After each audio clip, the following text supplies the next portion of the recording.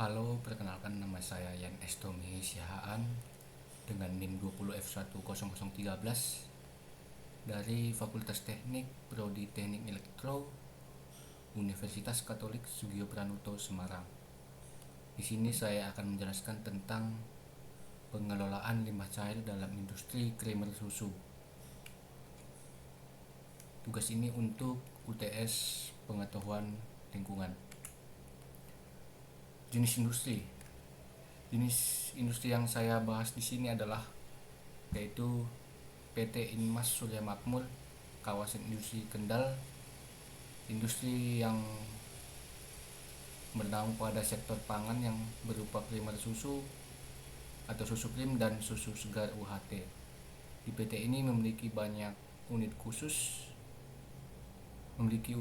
untuk mengelola limbah cair yang dinamain WWTP atau Water Treatment Plant. Jenis limbah yang paling besar dalam industri ini adalah limbah cair, yaitu limbah sisa dari proses pembuatan krim susu dan susu UHT atau ultra high temperature. Karakteristik limbah cair ini ada 3, yaitu yang pertama karakter fisik, karakter kimia, dan karakter biologis.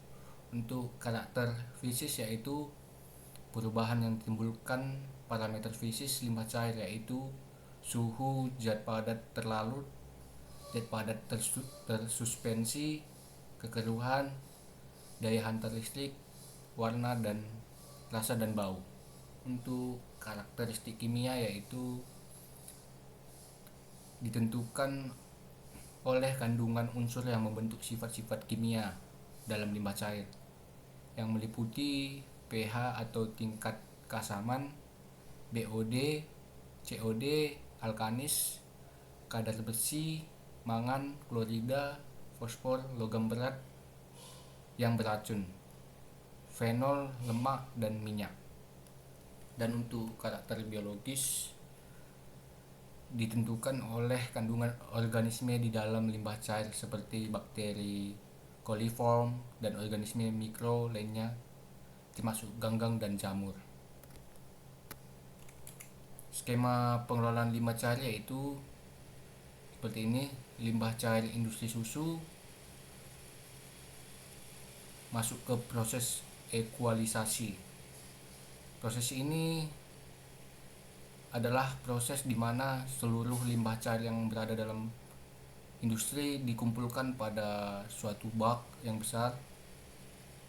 Setelah itu masuk ke proses aerasi anaerob. Proses ini yaitu memasukkan mikroorganisme ke dalam limbah. Mikroorganisme anaerob digunakan untuk mengurai dan menghilangkan kontaminan organik dari air limbah.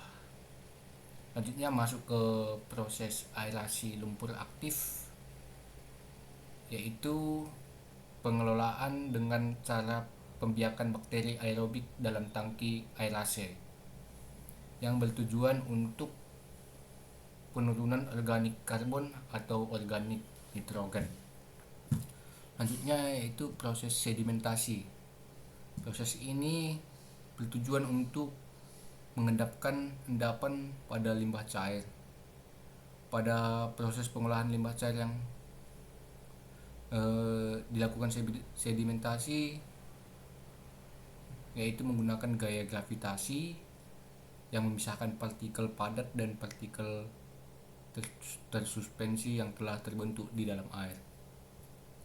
Selanjutnya penambahan koagulan, yaitu penambahan koagulan flokasi merupakan penambahan suatu reagen kimia atau koagulan untuk membentuk zon-zon atau flok ke dalam air limbah untuk menggabungkan padatan koloid atau limbah yang tidak mengendap dan padatan tersuspensi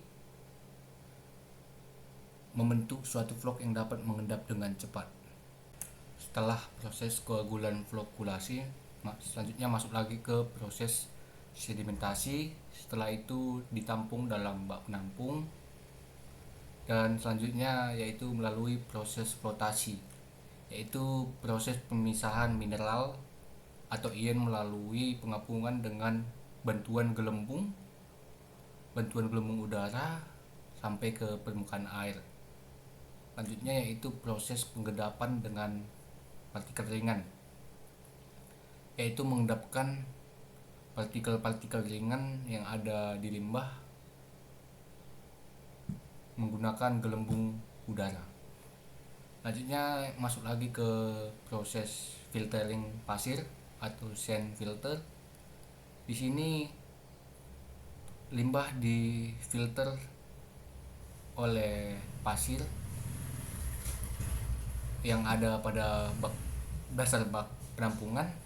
Di sini limbah cair sudah mulai menjadi air biasa, namun masih perlu difilter oleh arang aktif.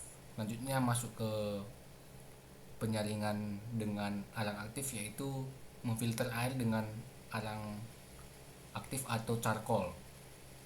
Penyaringan ini adalah untuk menyaring partikel yang super kecil yang tidak dapat disaring oleh pasir.